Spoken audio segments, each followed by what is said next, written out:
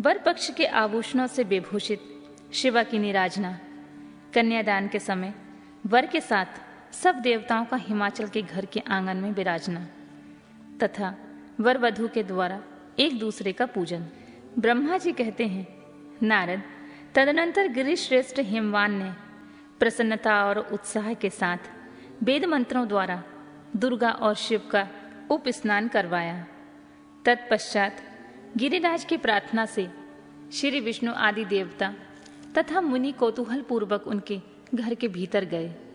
वहां उन्होंने वैदिक और लौलिक आचार का यथार्थ रीति से पालन करके भगवान शिव के दिए हुए आभूषणों से देवी शिवा को अलंकृत किया। सखियों और ब्राह्मण की पत्नियों ने पहले पार्वती को स्नान करवाया, फिर सब प्रकार के वस्त्र आभूषणों से विभूषित करके उनकी आरती उतारी। तीनों लोकों की जननी महाशैल पुत्री शिवा दिव्य आभूषणों से सुसज्जित हो मन ही मन भगवान शिव का ध्यान करती हुई वहीं बैठ गईं। उस समय उनकी बड़ी शोभा हो रही थी। उस अवसर पर दोनों पक्षों में महान आनंददायक उत्सव होने लगा। ब्राह्मणों को शास्त्रोक्त रीति से नाना प्रकार का दान दिया गया। अन्य लोगों को भी वहां भली भांति के बहुत से द्रव्य बांटे गए। विशेष उत्सव के साथ गीत और वाद्य आदि के द्वारा लोगों का मनोरंजन किया गया। तदनंतर मैं ब्रह्मा, भगवान विष्णु, इंद्र आदि देवता तथा मुनि ये सब के सब बड़ी प्रसन्नता के साथ सानंद उत्सव मनाते हुए भक्ति भाव से शिवा को प्रणाम करके शिव के चरणार बिंदों के चिंतन पूर्वक हिमाचल की आज्ञा ले अपने अपने स्थान पर चले गए। इसके बाद गर्ग ने कन्यादान का समय जान हिमाचल से श्री शंकर तथा बारातियों को बुलाने के लिए कहा। फिर तो बाजे बजने लगे। हिमाचल के मंत्री ने जाकर वर तथा बारातियों को शीघ्र पधारने के लिए प्रार्थना की। वे बोले, कन्यादान के लिए उचित समय आ गया है, अतः आप लोग शीघ्र मंडप में पधारें। तदनंतर भगवान शिव को सुंदर वस्त्र आभूषणों से सुसज्जित करके वृषभ की पीठ पर बैठाया गया और जय बोलते हुए सब लोग चले। भगवान शंकर को आगे करके बाजा बजाते हुए कौतुक करते हुए सब बाराती हिमालय के घर को गए। हिमालय के भेजे हुए ब्राह्मण तथा श्रेष्ठ पर्वत कौतूहल पूर्वक शंभु के आगे आगे चलते थे। भगवान के मस्तक पर बहुत बड़ा छत्र तना हुआ था। सब ओर से उन्हें चमर डुलाया जाता था तथा वे महेश्वर चंदोबे के नीचे होकर चलते थे। मैं, विष्णु, इंद्र और लोकपाल आगे रहकर उत्तम शोभा से सुशोभित हो रहे थे। उस महान उत्सव में शंख, भैरी, पटह, आनक और गोमुख आदि बाजे बारंबार बज रहे थे।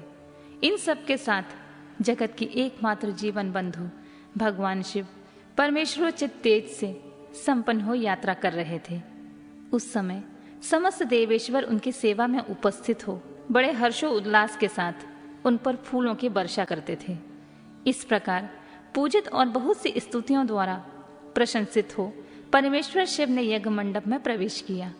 वहां श्रेष्ठ पर्वतों ने शिव को वृषभ से उतारा और महान उत्सव के साथ प्रेम पूर्वक उन्हें घर के भीतर ले गए। हिमालय ने भी घर में आए हुए देवताओं सहित महेश्वर को विधि पूर्वक भक्ति भाव से प्रणाम करके उनकी आरती उतारी। फिर महान उत्सव पूर्वक अपने भाग्य की सराहना करते हुए उन्होंने अन्य समस्त देवताओं और मुनियों को प्रणाम करके उन सबका समादर किया। श्री विष्णु महेश्वर को तथा मुख्य मुख्य देवताओं को पाद्य अर्घ देकर हिमालय उन्हें अपने भवन के भीतर ले गए और आंगन में रत्नमय सिंहासनों के ऊपर मुझको, विष्णु को, शंकर जी को तथा अन्य विशिष्ट व्यक्तियों को बिठाया। उस समय मैना ने अपनी सखियों, ब्राह्मण पत्नियों तथा अन्य पुरंदरियों के साथ आकर सानंद आरती उतारी। कर्मकांड के ज्ञाता पुरोहित महात्मा शंकर के लिए मधुपर्क पूजन आदि जो जो आवश्यक कृत्य थे उन सबको सहर्ष संपन्न किया। फिर मेरे कहने से पुरोहित ने प्रस्ताव के अनुरूप उत्तम मंगल कार्य करना आरंभ किया। इसके बाद हिमालय ने अंतवेदी में जहाँ समस्त आभूषणों से विभूषित उनकी कृशांगी कन्या वेदी के ऊपर विराजमान थी, वहां मेरे और श्री विष्णु के साथ महादेव जी को ले गए। तदनंतर बृहस्पति आदि विद्वान बड़े उत्साह से संपन्न हो कन्या दानोचित लग्न की प्रतीक्षा करने लगे। गर्ग ने पुण्याह वाचन करते हुए पार्वती जी की अंजलि में चावल भरे और शिव जी के ऊपर अक्षत छोड़ा। परम उदार सुमुखी पार्वती ने दही, अक्षत, कुश और जल से वहां रुद्रदेव का पूजन किया, जिनके लिए शिवा ने बड़ी भारी तपस्या की थी। उन भगवान शिव को बड़े प्रेम से देखती हुई वे वहां अत्यंत शोभा पा रही थीं। फिर मेरे और गर्ग आदि मुनियों के कहने से शंभु ने लोकाचारवश शिवा का पूजन किया। इस प्रकार परस्पर पूजन करते हुए वे दोनों जगतमय पार्वती परमेश्वर वहां सुशोभित हो रहे थे।